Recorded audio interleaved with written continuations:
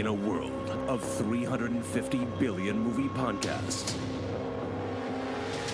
two chumps have decided that now is the time for cult movies to engage in combat.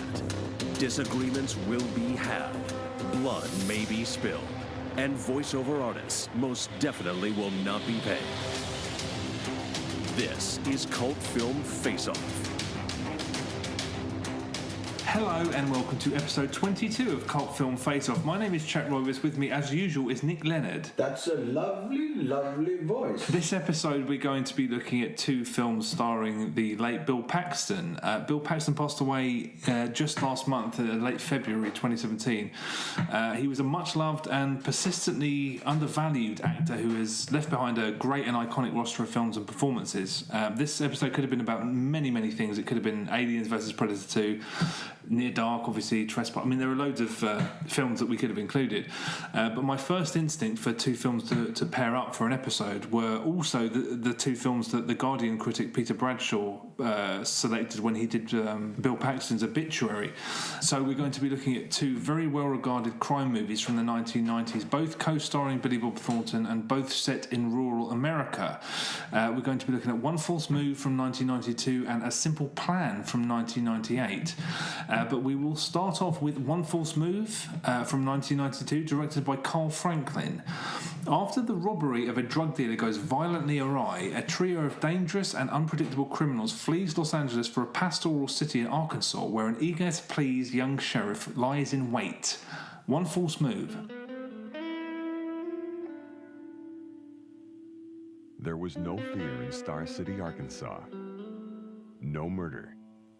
No killers. Until now. They're as violent as we've ever seen. What's the story on this Star City thing? You think it'd be a wild goose chase if you went down there? Welcome to Star City, boys! For Chief Dale Dixon, it's the chance of a lifetime. Follow me! After 10 years of busting peeping toms and stop sign runners, I'd kind of like to take a crack at the big time. These are dangerous people we're dealing with. Get your hands up! Last night, some folks killed a Texas state trooper. Looks like they're headed our way, boys. You know, I've never seen Dale this excited before. He's waiting on the bad guys where a kid waits for Christmas. But his first shot at the big time. I think he looks at y'all like you're some kind of heroes. Well, we're far from that. Might be his last. We're gonna be cool. Damn, this could be a big one. We're gonna play it by ear. Somebody's gonna die. We're not gonna kill him unless we have to.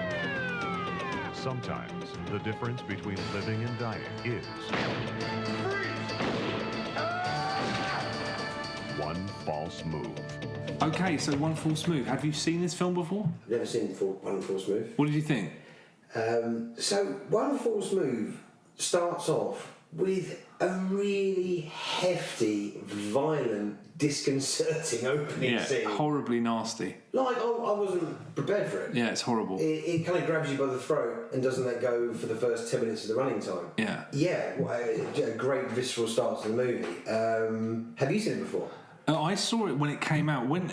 This is hard to convey, but in the early 90s, I was addicted to movie magazines. I read all of the UK published movie magazines, and they were all trying to maintain the high of Tarantino. So once Reservoir Dogs came out, there was just this desire to try and find the next Tarantino, try and sort of prolong that experience. And One False Move was the first one that came out where everyone was like, "This is the real deal." So I saw it when it first came out.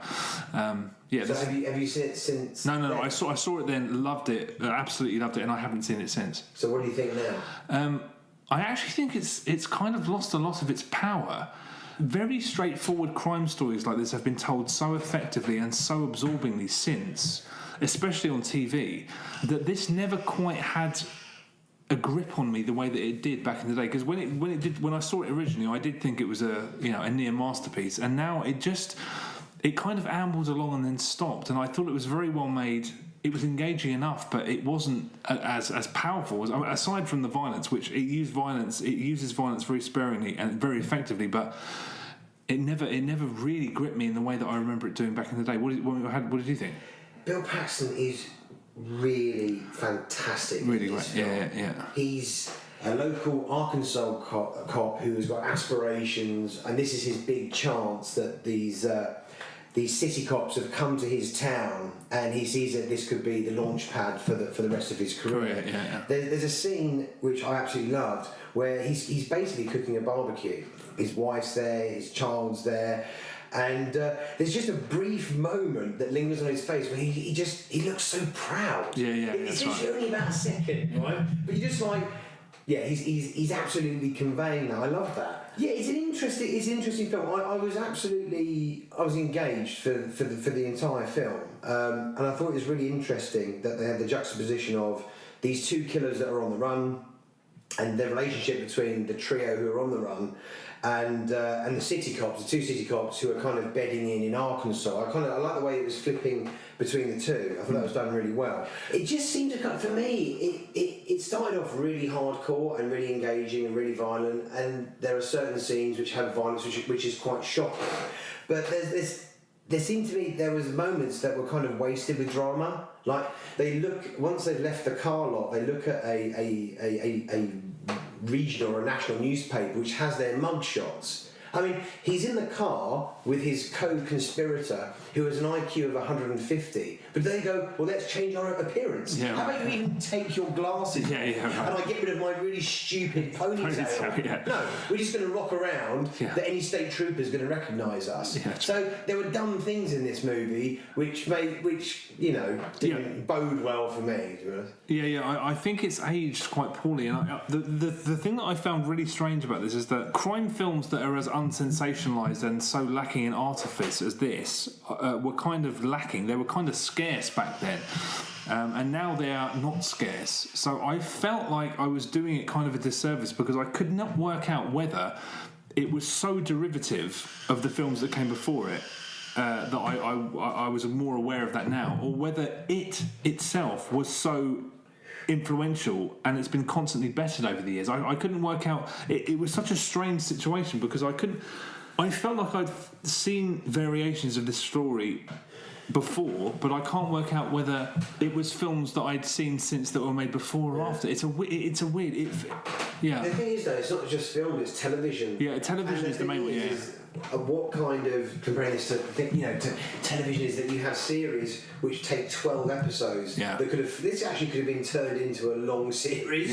But it's condensed into a very short time space, which means you've got to kind of wrap things along at such a speed, which is a real pity, right? Because you've got some very interesting things that happen to Bill Paxton's character, because they spend so much time establishing his character, and he's not actually as plain and straightforward as you expect him to be. He has this relationship in the past with Fantasia. When that's dropped, you go, oh, okay, this is really interesting. I wanted to ask you about that. So that hit you, that twist hit you. Okay. But then it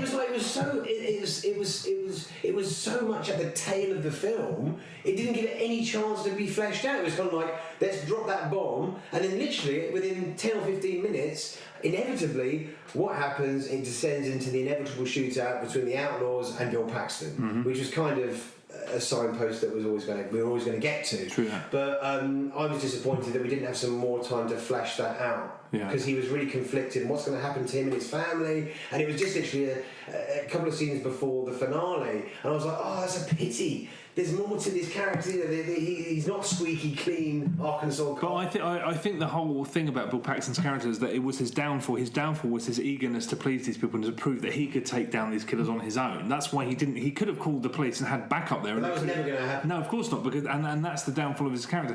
The reason I think that twist is so surprising when you find out that Bill Paxton had a relationship with Fantasia previously. I remember that being a sucker punch when I saw it, 20 years ago, or however long it was. But when I was watching it this time, I'd forgotten. And then as I was watching the film, I thought, the film repeatedly almost winks at you like there's just clues throughout the film, very, very broad clues about where that's basically going to be revealed. And I thought that was really interesting because it got me the first time. And this time I thought, whoa, they're really signposting this twist. What were the signposts? When he goes to that house, he goes to Fantasia's house and he's interviewing the parents and he keeps longingly looking at the child. I can't remember what the other. There were instances where I felt like it was laying out that surprise. And I just thought, at the time, was I a clueless kid when I saw this film and the surprise was not genuinely surprised? Or have screenwriters become so much more ruthless about how they bury surprises that you just don't see them coming nowadays? I mean, it felt signposted to me, but then again, I'd seen it. So it's interesting that it really did land with you, because that means that it still works. I really got behind him. I felt so crushingly sorry for him when he comes into the diner and the two cops are talking about him. Yeah, and he makes out that he's picking a chocolate bar. Don't get another chocolate. You're not going to get that for free again. I was literally there. I was cringing, and that was the power of his performance. Is that I was feeling so uncomfortable for him. Yeah, I agree. He is really good. I mean, I think that I wouldn't say he's so underrated. He is underrated. He was always underrated, but I don't think he has the widest range in history. But when he's used well in roles like this, because I think. But there's a big difference between the two characters that he plays in A Simple Plan and One False Murder. I think there are similarities in that they're both essentially the good old boy archetype with something hidden underneath. They're both the kind of, you look at him, because Bill Paxton was that kind of character. If you know anything about how he lived his life, you just think he's that phrase again, the good old boy. And when he plays those characters who have something hiding under the surface, he's definitely playing two different characters. And I think when he's used well, I think there's few actors who could do that better. He was, he was undervalued for sure. Yeah, it felt a little bit TV movie at times. I think the reason why it feels TV movie is that those outlaws, those characters aren't really fleshed out. They're very two-dimensional. I felt that, Billy Bob Thornton was playing to his strength as being a slightly sleazy southern slime bag, but I thought the best performance was Michael Beach, as who played Pluto, which was Billy Bob Thornton's accomplice. He is an ice-cold psychopath, and the actor resists all of those urges to try and make him quirky or traditionally memorable. Rather, he's just an ice-cold, blank, completely uninteresting psychopath, and I thought he was absolutely brilliant. I hadn't heard much from him recently, so I put his...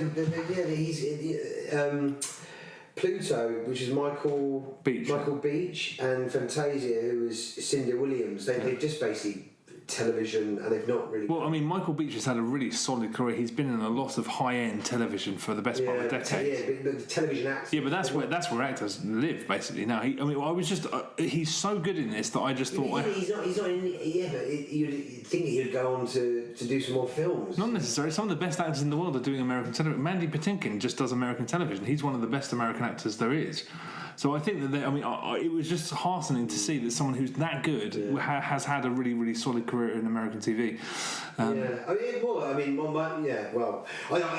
thing is that it's just that the characters didn't have... it was more Billy Bob Thornton than Pluto. There was no... I'd like to have seen some more fleshing out of Billy Bob Thornton's character. Pluto is a psychopath. That's it. He plays that very well. I agree with you that he is not playing a kind of teeth gnashing, eyeball popping psychopath. He holds himself in quite a defensive way. There's a scene when they are about to rumble. They're trying to sell the coke. They're trying to sell the coke on again. Yeah. And I like Pluto's physicality is that he actually holds his arms in quite a defensive way, which is a really clever device of putting the other guys into a false belief of security. Yeah, right. Is that he's not going to attack them. Yeah. And then when they attack, it comes out of fucking nowhere. Billy Bob Thornton is just like... He just is... I know he's the dumb redneck, but it's like, don't blow the cover, and he's in there, and he badmouths the cop, he kind of... There's no... he knows that they're on the run, but he just fucks it up the whole time, and it was kind of like the severity of their situation. Even though he's a stupid redneck, he knows that they've got to get to a certain point without getting arrested. But what does he do? He fucking tells the cop to fuck off, which then leads them having to get out of the car and ends to another murder. I was just like, that's a bit dumb. Yeah, I don't. The thing is, the film's not really about them, which is why I thought it was so weird that the film spent so much time with them, because the film's about Bill Paxton's character. But it gives him so much time, but it doesn't give us any heft of his character. No, it doesn't give us any kind of background about him. Yeah. It's a bit simplistic. No, I agree with that. The violence is used very sparingly, but it's not lingered upon. But some scenes kind of feel more like a horror film. There were shades of Henry, Portrait of a Serial Killer about some. The thing about Pluto only using a knife and prolonging deaths and having the video play in the background is really nasty. And I can see making the comparison to Henry, Portrait of a Serial Killer, because that opening sequence was done with so much reality. One thing I thought was quite interesting about it is the soundtrack, because the soundtrack it's you know, it's set in Arkansas. It's slide guitar, it's harmonicas, it's saxophones. It's kind of distracting, and it didn't feel like part of a story. It's like, oh no, I didn't agree. I really like the soundtrack. Really? I love that, because it's just completely putting you in that area. I love the lingering of the big black guy blowing his harmonica and going, because this is a director who is kind of really wanting you to draw you into that whole Arkansas. I just felt that it was a very, very basic reading. It's as if someone said, we've got a film, it's set in a certain part of town, could you make a soundtrack that fits it? It distracted me a little bit. I like the fact it lingered on a guy playing the harmonica in the petrol station. Oh yeah, but I mean, and it had this and it just for me, it just drew me in to that kind of, well, the apparent safety of Arkansas, but it has got this impending doom that's on its way. I didn't think it was bad. I just didn't. The soundtrack didn't lift any aspect of the film. It didn't. For me, it just took me into the film. Okay, that's interesting. I mean, what it made me think of is a few years ago, BBC Radio 1 had this weird project where they took Nicholas Winding Refn's film Drive, and they Zane Lowe, the DJ, I heard about this, came up with a different sound. They rescored it. But you should never. Why would you rescore a film which has basically got a perfect soundtrack? That's what I found so interesting about it, because I was watching it and just thinking, this proves the auteur theory. The use of music serves a purpose. So for when he changed the music in the opening sequence, you're like, that music that he used was propulsive and menacing, and the music they used in place it completely changed the context of the film and it didn't make it work. What I'd like to see is One False Move rescored to try and make it feel, because it doesn't necessarily feel like an old film. I think a new score, a new soundtrack, not a dance music soundtrack, but a new score could be very interesting, I think. Yeah, I kind of, the Arkansas stuff I thought just was very fitting for that part of the States. I suppose we can't. If you modernise the soundtrack, it's about. I don't know. If you had kind of like atmospheric beds and droney stuff, I don't know. No, I don't. It's essentially, it is a TV movie. This film. Do you think? I thought it was quite cinematic, but I wasn't suggesting you modernise the soundtrack. I just thought it's very low budget. There's moments that feel very TV movie like. I mean, the shootout at the end and how neatly everything was tied up in the last 25 minutes. I agree with very TV movie. Yeah, but I mean, the reason I brought up the music is just because it didn't really accentuate the drama. It was just kind of there to say, hey. I wish there were moments in this film that were more dramatic and that played on the tension. They only had, for me, there was one scene after that opening scene which wasn't dramatic. It was just like so visceral. Is when they're in the petrol station and the law officer's in there, and you're there going, oh, is he going to give them some heat? And obviously Billy Bob Thornton. He's not subtle at all, and he starts grabbing for his gun, which is all a bit sensational and stuff. But it was quite a dramatic moment. I thought, well, they could have had another dramatic moment when they were trading in their car for another car. And are they going to kill that guy? Are they not going to kill that guy? And they even have a conversation going, and she mentions, Fantasia goes, oh, I'm so glad you didn't kill that guy. But I'd like to have seen that scene play out. You know, there's a happy car salesman rocks up, and you think, oh, how the hell's that going to play out? And they don't give us any chance to see how that plays out. It is weird. I mean, the whole structure of it is slightly strange because they're not the focus of the film, really. But they're given so much screen time, but actually the screen time is the three of them bickering a lot, rather than actually two stone cold killers on the road with a liability who is Fantasia. There's loads of drama that could have been created, but what actually they spend the time doing is loads of bickering. Do you think the problem is that this film has just been? Do you think it's just aged? Well, it's the first time I've seen it. So you did. I mean, when this film came out, Gene Siskel said it was his favourite film of the year. Roger Ebert, it was number 2 on his list of films of the year. I remember the movie magazine. This is 1998. 92. Oh. A Simple Plan was 98. Okay, but yeah, I mean, it was. So what came out in? I mean, I'd love to see a list of films that came out in 1992. Unforgiven, Dracula, Basic Instinct, Lethal Weapon 3, The Bodyguard. Fuck me. It wasn't a great film. It wasn't a great year for movies. It wasn't a great year, no. It was a fucking shit. I haven't seen Unforgiven for a long time either. Jack. Free Jack. Juice. Stop when my mum will shoot. Yikes. It was a shit year. So, I mean... Meatballs 4. That didn't come out in the cinema, did it? Meatballs 4? It was Meatballs. Have you not seen Meatballs? Bill Murray's in the first Meatballs. What's Meatballs? You don't even need to know. I didn't know what Meatballs is. You don't need to know. Meatballs. Yeah, Meatballs, you don't need to know what it is. Don't worry about it. What the fuck is it? It's a fucking... one of those shithouse summer camp movies. Bill Murray's in it. Meatballs? Yeah, don't worry about it. I saw a couple of them when I was a kid. They're rubbish. Anyway, but amongst that company... One False Move stands out, but... Deep Cover, that was good. Deep Cover was good. was great. Bill Duke. One False Move, Poison Ivy. It's a bad year for, like, gripping crime dramas. That's probably why it was embraced. Universal Soldier, Death Becomes Her, that was good. Was it? It was, I remember it being good. I remember enjoying that when I was a kid. But I remember enjoying most of the films you just read out. 92 was dry. Stay tuned. Pet Sematary 2. Twin Fire Walk With Me. Okay, right. Twin Bites. Yeah, I'll go. Twin Bites. Okay. I love a bit of Twin Bites. Okay, look, I think this film has aged, but would you still recommend people see it?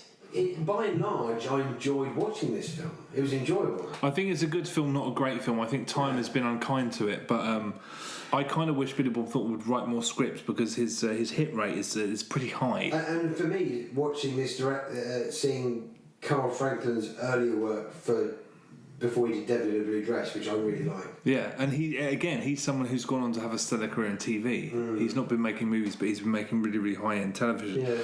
It's not. I was expecting to really, really thoroughly enjoy this as much as I did when I saw it. It doesn't have that same power, but it's like a 4-star movie. For me, there's moments of it being a 4-star film.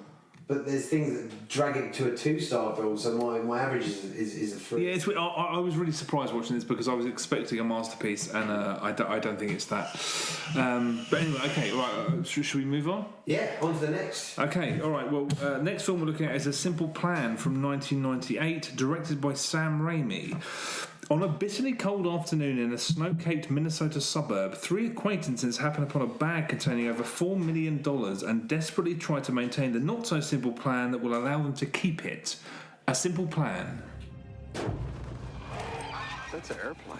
I wonder how long it's been here. It's probably one of those drunk doctors. You know how they're always crashing their plane, you know? Oh my God, look at this. Those are $100 bills. I bet it's drug money. You know, what if this guy's a dope dealer? We're just like Robin Hood. It's a police matter now. What do you think we should do? What if we didn't turn it in? It's stealing. It's the American dream and a gym bag. He just wants to walk away from it. You work for the American dream. You don't steal it. Then this is even better.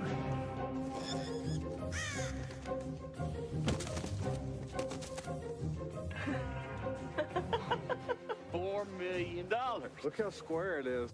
So somebody comes searching for the money, I'll burn it. Look, we gotta be agreed on this. Would you have done the same thing? I mean, if you'd been there instead of me? I wish somebody else had found that money. Does it scare you? Yeah, it scares me. What if he tells somebody? Just stick to the story and we'll skate right through. Man from the FBI is gonna be driving through. Seems they're looking for a lost plane. I want my share. Plan was to sit on the money till we decide that it's safe to keep. It's like there's 2 sides now. We're all in this together, man. You had to pick right now. Who would it be? You're my brother. From now on, we have to be thinking ahead all the time. To someone who's been properly trained, there are many ways to detect a liar. You're just a normal guy, a nice, sweet, normal guy. They're gonna know! No, they won't! You think you can take us out there? Can you tell us what this is all about? Looking for a plane. I'm taking the money back right now! You gotta get out of there. Everything okay? He's gonna shoot all 3 of you as soon as he sees the plane. Don't move! We gotta make this look like it was an accident. They're not gonna take me away, are they? We're the ones who need that money. He just wants it. Put the gun down! Take down! Well, I'm trying to come up with a plan. Don't turn your back!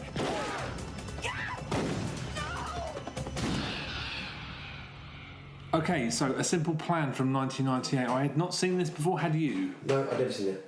what did you make of A Simple Plan? So the credits start rolling up, and Sam Raimi pops up. Yeah. I love Sam Raimi. This is a different side of Sam Raimi that I've never experienced before, Yeah, and I really enjoyed this side of Sam Raimi. You know, I love the other side of Sam Raimi as well, but I love Sam Raimi basically doing a good old-fashioned neo-noir. Yeah. What did you think? I really enjoyed it. Yeah, I mean, it was very good at sort of challenging my expectations. I mean, when it started, I thought this is a little bit too Hollywood. Bill Paxton. It's also bookended by the most superfluous voiceover since Blade Runner. Completely unnecessary. I'm a good guy. I don't, completely unnecessary. That was over-egging the pudding. Yeah, I agree. but yeah, when it started, he's got a gorgeous wife who's a librarian in a quaint little library. She's pregnant. I mean, the other thing is that it suffers in comparison to Fargo, which, to be fair, that was the snowy setting. It's also set in Minnesota, but to be fair, those comparisons began the second it started shooting. So, but I think it sort of withstands those fairly well. I was worried that this was going to seem quite dated at first because I feel like I've seen way too many films over the last few years about finding money. So, Shallow Grave, No Country for Old Men. Millions, which is another Danny. I just feel like I'd seen that story played out too many times. But it's the classic setup. Greed will corrupt all. It is distinctive and it is fresh, and it felt kind of timeless, to be honest. I was really impressed with it as a film. Did you enjoy it? Yeah, I really enjoyed it. Yeah, I really enjoyed it. Yeah. I watched this the wrong way round. I didn't get my chronological in order for this episode, and I watched this first, and I was completely tied up in it. You know, I'm a massive sucker for anything kind of Hitchcockian, and this was massively Hitchcockian. Great set of central three characters, Hank, Jacob and Lou, are brilliant characters. Yeah, no doubt. I just love the fact that throughout it kind of there's this unearthing of family skeletons between Jacob and Hank, and actually Jacob isn't as basic as he first seems. Yeah, right. And he's got way much more agenda. I really like that. Yeah. The only thing that bothers me, and it bothered me only through the first half of the film, is that I personally find myself losing a little bit of patience with dramas that in which there's a wild card character.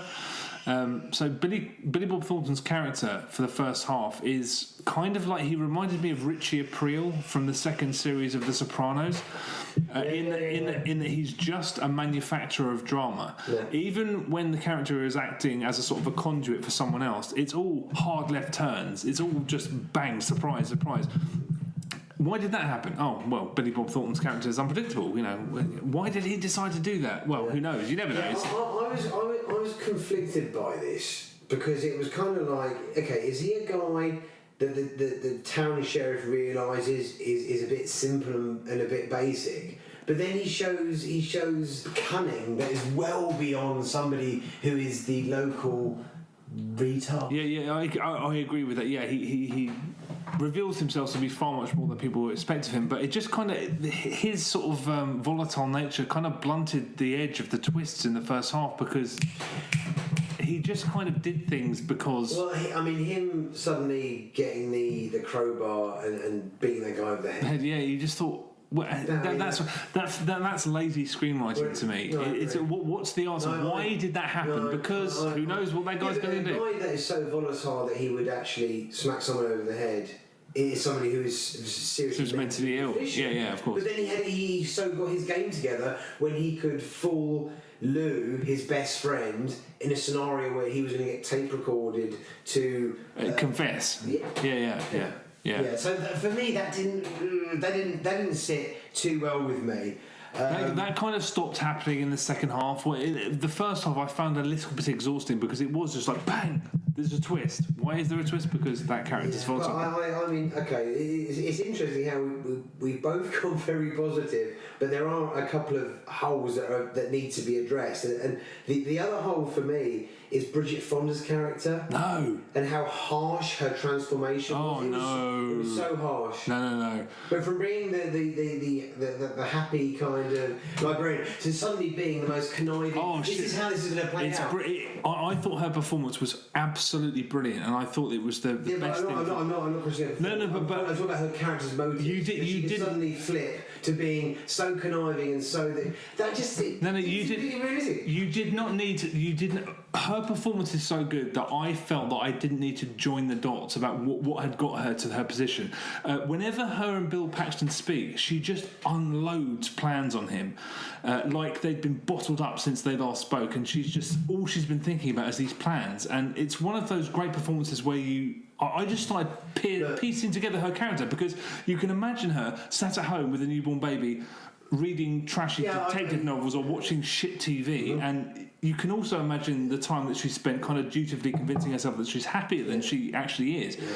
So whenever you see her, I felt all of that being unloaded onto the screen. I was like, there are moments where I thought that really hit the nail on the head, where there's a monologue where she goes, do you think I'm actually going to be happy with you coming back from your fucking job and I'm here? That was fucking on point. When she's kind of she's orchestrating the whole plan of what's going to happen, it just felt the transformation was a bit harsh for me. She was really good when she was saying that she does not want. What I'd like to have had was that monologue to be done way before she started being this conniving, like, oh, I've got all of the, you need to do this, you need to set him up, do this, and I was like, whoa, hang on a minute. For me to be able to believe your character has got all of this kind of like planning in your head, is that to have given us in the first place that you're so unhappy with where you're at. It just felt a little bit harsh. The transformation with her was just a bit harsh. I felt that it was brilliantly done, because the film is about Bill Paxton's character, and it's his story, and it follows him. It's almost like he's in almost every scene.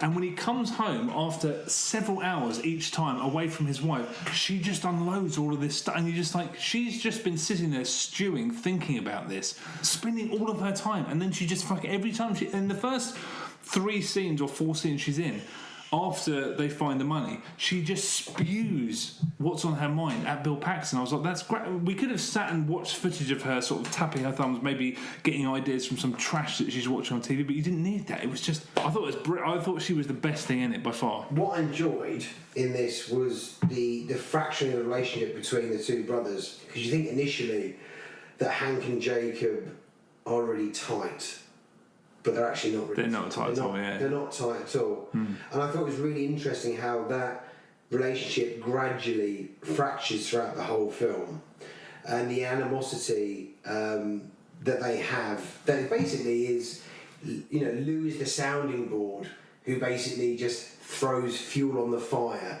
for this to kind of get more and more fractured. And it culminates in the scene where Hank is recording Lou's confession. And you think, shit, he's actually being he's being completely, they're imitating, they're mimicking Hank, and you see how much hurt is going on there. What I think is really interesting about this is the ambiguity of Paxton's character. He's not actually as innocent and as Bill Paxton as you would imagine him to be. He's scheming way fucking more than actually you think. Yeah, I agree. And I think that's fucking wicked. I think that's also a strength of his performance in One False Move, because you know what you're getting to a certain extent, and then. But there's more to it. He's normally kind of like quite straightforward in a lot of his secondary roles in films that he's very much known for. There's not actually the layers that he is actually portraying in these 2 films. The films that he's known for, big character acting roles, Alien. I do have a massive soft spot for Bill Paxton in Weird Science. I think he's amazing in that. And I really like the ambiguity of how much Bill Paxton is actually scheming on this.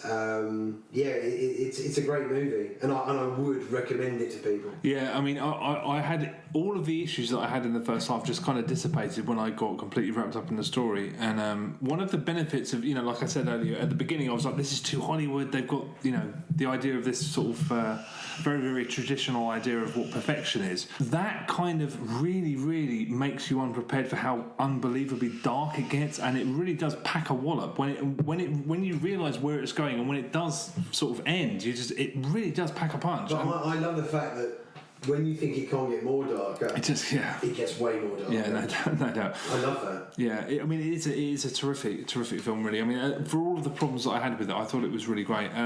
It is directed by Sam Raimi, and you wouldn't know, aside from a couple of little moments. There's a very very Sam Raimi is lingering on a Black Crow. Oh yeah. There's a lot of that. That's just like I was there going, yes, Sam Raimi lingering on the harbinger of doom, which is the Black Crow. Right. And there's certain like physical comedy moments. Not real comedy that we know is the crows are pecking his eyes in the plane and everything.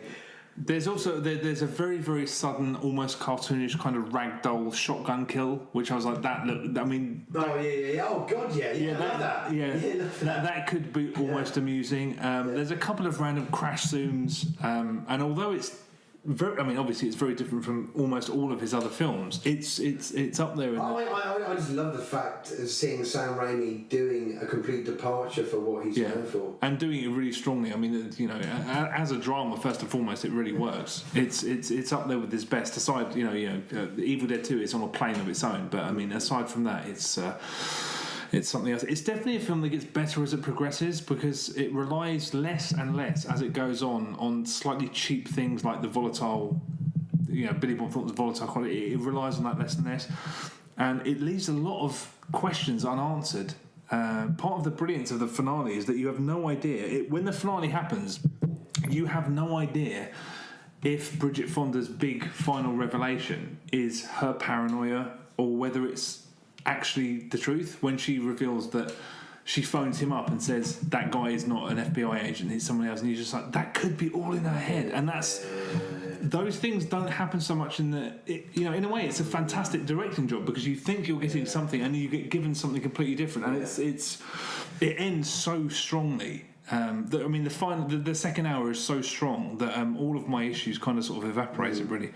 Yeah, I don't know. It's interesting with that last sequence is that the deputy of that town is told quite clearly that there's a problem with his newborn child, but his telephone conversation is nothing about the newborn child. Yeah. So you think that guy possibly could be in cahoots. Yeah, that's true. There you go. Yeah. The openness of how that is going to pan out in the snow, and it's a really it's so when he's there with all the cadavers, you think, how is he going to get out of this? Well, he's not going to. There's going to be no winners. But I finished it. I felt completely satisfied. Yeah. It's a really, really great film. So let's get down to business. One False Move, A Simple Plan. I reckon in 1998, when A Simple Plan came out and One False Move had been out for 6 years, I probably would have plumped for One False Move. I have a real feeling that film has the terrible misfortune of having been bettered by similar stories told far more effectively. Here and now, I have no doubt that A Simple Plan is the better film. Simple Plan. Yeah, that's it. Is it close? Was there any close? Is it a whitewash or were you? No, it's not. No, it's not a whitewash. There's too many factors for me that made it. And as I said, I watched these the wrong way round, and I had such a I had such a complete experience. It was so nice. It was so refreshing to watch a tight film that was, I think, barely 1 hour and 40. Which? A Simple Plan? Yeah. 2 hours. Was it 2 hours? Yeah, but that's a testament to the film. It's not that. Well, look, I mean, yeah, there were far more holes in One False Move. Simple Plan is just a more solid offering. Yeah, and it's something that I would recommend to friends and to people and to you, the listeners. Yeah. I'd recommend to you to go and watch this film because it's fucking great. Yeah, but please don't go and watch it because we've just spoiled everything in it. Yeah, I'm really sorry about that. Yeah. We've got a habit of doing this. Yeah. That's how we roll. Anyway, listen, thank you very much for listening. Check us out on Twitter, Facebook, all of that stuff. We're also on YouTube. We'll be back in a couple of weeks' time. See you then. Take it easy. Ciao, bless.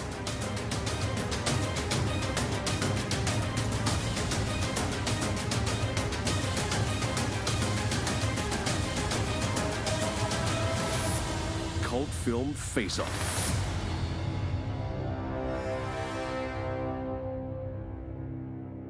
now my pick of the best film in 1992, and in recognition of the spirit of independent, non-studio filmmaking, which dares to be different, and critics always want that so much, I'm selecting Carl Franklin's One False Move as the best film of 1992. This complicated thriller was going to be sold directly into home video until it was widely praised by film critics. It begins with some brutal violence as the leader of a group of drug users and dealers kills some clients. Suddenly, this unholy threesome is on the run through the Southwest going east.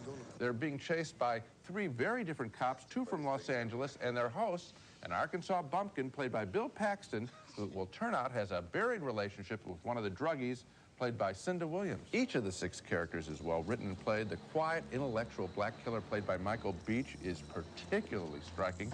Carl Franklin's direction is fresh even in the most ordinary scenes, like an encounter with a cop at a gas station. Roger, you and I have seen scenes like this directed in standard fashion. Film students ought to look at this sequence to see how an exciting director can really do things a little bit differently. And together with a script by Billy Bob Thornton, who plays the White Killer, and Tom Epperson, Director Franklin puts a real face on crime here. Seeing the artistry and fresh talent in One False Move gave me the greatest joy of any film this year. That's why I'm putting it #1. Discovering a picture like this is one of the highs of being a film critic, the real highs. That's why it's at the top of my list. It's just below the top of my list. It's in the #2 position. Okay. I felt my spine tingling when I watched this movie, and I don't use that as a phrase. My spine tingled. It was exciting to watch. This movie is so good. It really makes me look forward to what Carl Franklin does next. And if the Academy were really looking at excellence in filmmaking, they would nominate this as one of the best 5 films of the year instead of some bloated multi-million-dollar star vehicle that has nothing going for it except respectability and a lot of big agents involved. This is where the cutting edge of American movies is, with small pictures involving talented, dedicated people who know how to put together a scene and put together a story and make us really care from beginning to end about the characters. It's a great film. I was surprised through it, and I like seeing it done in a very familiar genre. The cross-country killers, cops chasing. We've seen thousands of films like this, but not like this. You can always make them good. You bet. If you know how to do it. When we come back, we'll both have our complete...